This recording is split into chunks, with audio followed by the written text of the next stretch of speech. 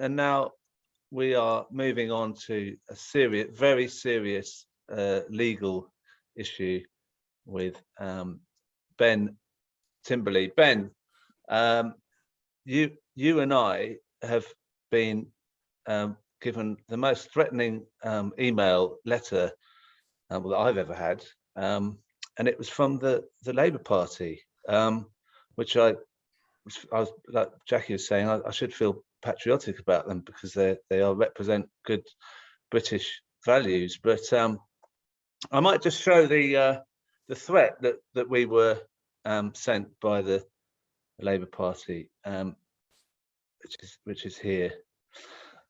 This is the end of the legal letter. It says it actually says you have to reply to this no later than by 5 p.m. tomorrow, so not even 48 hours. This letter said we had to send a written statement of apology to a couple of people, agree to pay a sum in lieu of damages to a charity of the party's choice, agree to pay the party's legal costs, withdraw the publications, provide a signed legal undertaking not to publish any further statements of a similar relating to clients or any other bloody blah. Should you fail to take any of the above steps by 5 p.m. tomorrow, our client reserves the right to issue proceedings against you for harassment, defamation, and making false statements about election candidates without further notice, blah blah. Now, you received that letter before I did, because they actually sent my letter to you as well, so they didn't even send me the thing properly. How did you? I mean, I know how you reacted when you got that. Can you kind of go back on and try and remember how you felt when you saw this email in your inbox? Yeah, and there was a mixture of things. One was the first one was, are you serious? Like, have they actually done this? And then I sort of read it again a couple of times, and I realized, yes, they were serious. They sent that email version of it around half an hour before one of your shows. So it was very clearly designed to try and stop us talking about whatever it is they felt we were going to talk about next. And so there was that feeling of, are you serious? Then it was, oh my God, they are serious. How am I going to deal with this? What the hell? Panic set in. And then, unfortunately for me, lots of triggers kicked in terms of, things that I've experienced in the past, various dark days. And if any of you have ever been subject to a legal letter of this before, in the audience, you'll understand what it's like, the terror that kicks in, but especially when you don't have, £2 to rub together. I'm not a rich man, and I know, Crispin, you're by no means rich either. For both of us, I think it was a bit of a terrifying moment. Yeah, I mean, you were pretty much saying they've really gone for it. They're really going for it now. Yeah, this is, and he's used a few swear words beginning with S. He's used that swear word. John would say that quite easily, I'm sure, but I'm being coy about it for some reason. Maybe because my mum might be watching it. I don't know, but yeah, they sort, and I didn't really know what to do, and then we sort of talked, and we realised that we had people in our network who have had similar things happen to them. Yeah. And we went out and emailed and said, what can we do? Who knows what to do? And we found a firm of solicitors. I don't know if we should name them or not. I don't think we should. I agree. Keep powder dry on that one. But we found a firm of solicitors that had been used by others, and we were given a contact, and then we sent them the stuff. And we felt a bit more confident because the firm of solicitors said that this idea that you have to reply by 5 p.m. tomorrow is not the protocol at all for those kind of letters, and that they were deliberately trying to threaten us and scare us. So how long what was the protocol again? Was it 2 weeks or something? Yeah, it was around, I think it was 14 days that we were meant to have. And they were trying to scare us into complying with something that we didn't need to comply with. It's that simple. So they said you've got emergency. You've only got till 5 p.m. tomorrow, or we're going to have to do this and that and that. And we actually had 2 weeks. Yeah. And then we looked at the details of the charge, and I'm going to share some of these with you as well. I've taken the names up because that could get us in trouble, but I'm going to show some of these things that the Labour Party's solicitors sent to us. Here we are. Labour Party staff, including regional directors, are not legitimate targets for external scrutiny. Individual party employees are employed to do a job and must be allowed to do that job without fear of being targeted personally. Party stands fully behind its regional directors and will take all steps to ensure that they are afforded necessary support and protection in going about their work, including by legal means. Right, so regional directors have a kind of untouchable status. They cannot be questioned. No members of staff can be questioned. Is that true? I mean, I didn't know that. It's interesting. I mean, if you'd asked me that question about 2-3 years ago, it would be a different answer, because back then they were essentially responsible for their own sections within the party. Now they're essentially proxies for the General Secretary. So they kind of take on a mirror status of the General Secretary. And as a result, they're kind of treated like the General Secretary, in that, yes, they are now basically untouchable. And the investigations that we were doing, and that are still ongoing in various ways, because I'm fairly sure it's the investigations they don't like, not necessarily what we publish or don't publish. The investigations that are ongoing, these people are political animals. They're not just employees. I don't think in any court in the land that would hold water. These people make political decisions every day of the week, all year, for the Labour Party. And I think for them to consider regional directors to not be political people is farcical. Well, I mean, look at the next one. As part of your series, you've included a list of all the regional directors' names without any exception. You've also referred to these 11 individuals collectively as the tin pot dictators. It's therefore clear that they've been and others are intended to be targeted. Publication targeting individuals on the basis of how they earn a living could not possibly be considered reasonable. So I don't get that. So Boris Johnson earns a living as Prime Minister, but actually criticising him would not be reasonable. Everyone's got a living, earns a living, so that means no one can be criticised according to the Labour Party's thing. If you've got a job of any kind, you can't be criticised for that. Is that what they're saying? Because it just seems. It sounds that way. I didn't know that. I didn't know that. I'm so sorry. I didn't know that. It sounds that way. It's like Rupert Murdoch earning a living as Lord Voldemort. Things like that. It's very clear that these people who are political animals, who have a direct influence on British democracy, for whatever reason, the people around them are trying to excuse them from any kind of scrutiny. And it's not as if we've ever come across that before, have we, Crispin? No. I'm not. Don't know anything about what you're talking about there. Look, I've got this one here. This is one of the charges as well. You can see cause of action in defamation to the extent that your publication include false statements that surmount the statutory threshold of causing serious harm within the meaning of section of the blah-de-blah. Now, what happened? Your what you've put out online is all in the public domain, isn't it? So yeah. So putting my lawyer's hat on for a second. In terms of what I've published on Twitter, is all in the public domain. So it's what's known as open source, and anything else is my opinion. That's it. And we are allowed to express our opinions as long as they are not, sort of going beyond the veil. It's very difficult to prove, very difficult, that something is defamatory or slanderous, and everything else is in the open source public domain, and they're facts. That's it. Right. Yeah. Makes no sense to me. That one. So far we've had threatening people illegally, defamation, harassment, threatening, and defamation. They've all been thrown at us as part of that. And then the last one, which was a very interesting one. cause of action under the Representation of the People Act 1983. You obviously know the Representation of the People Act 1983 very well, don't you, Ben? Absolutely.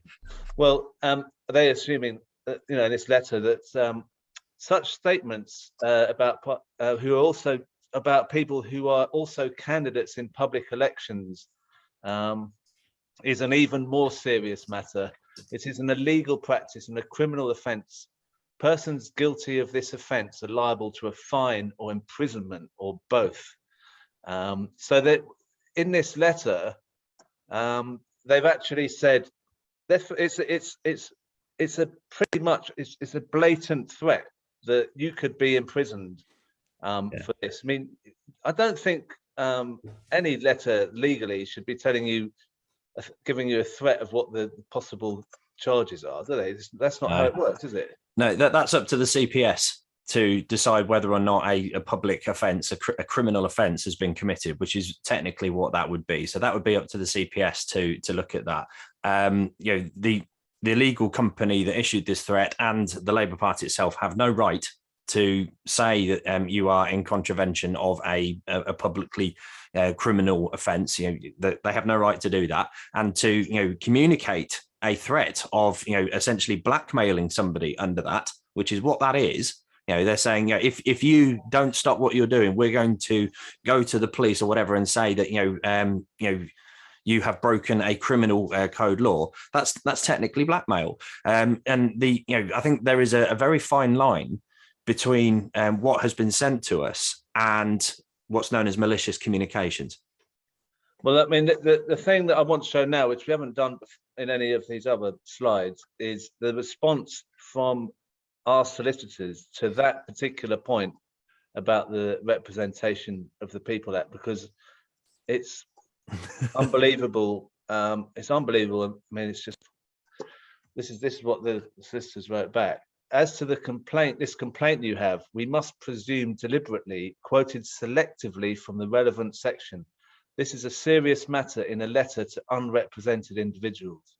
Section 106 in fact states that the prohibited behaviour is, and they've written what the statement, what that bit of legislation is, but they've also added with emphasis parts that were not put in the letter by the Labour Party, which actually give us leeway on that.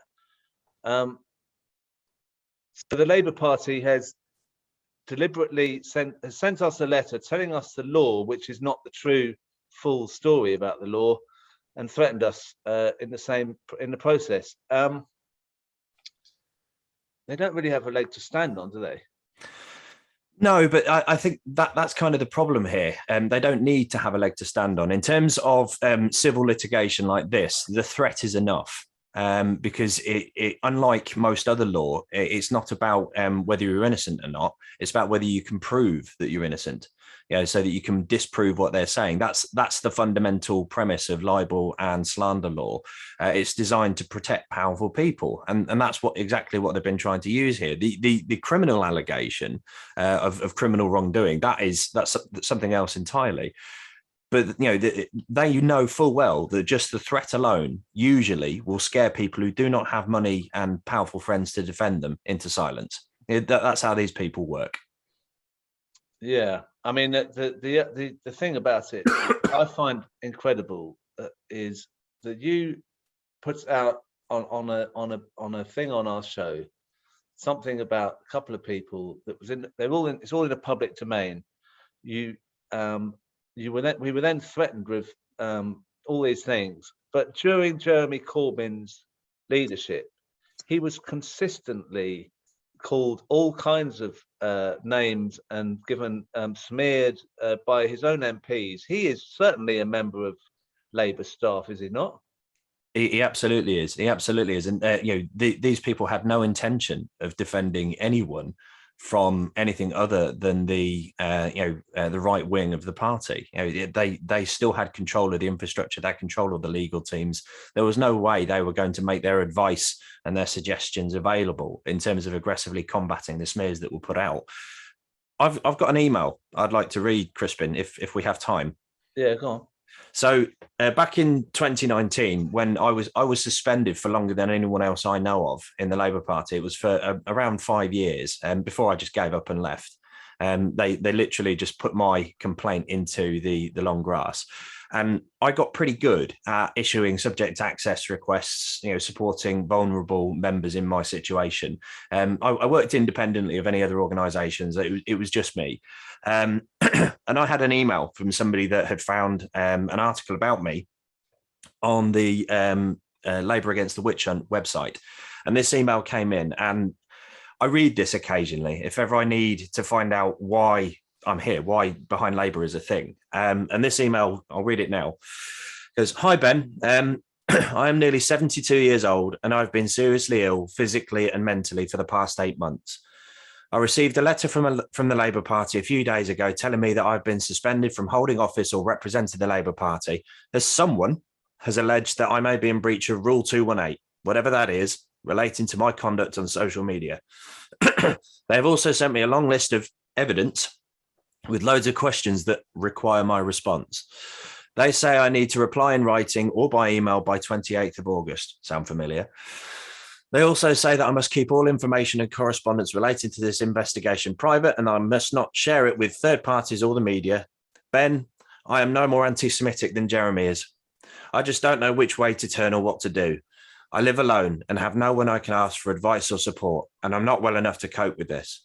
I don't even understand all their questions and comments. I have a serious heart complaint and unstable angina, and even the effort and stress involved in just walking from room to room in my house can be enough to precipitate an attack.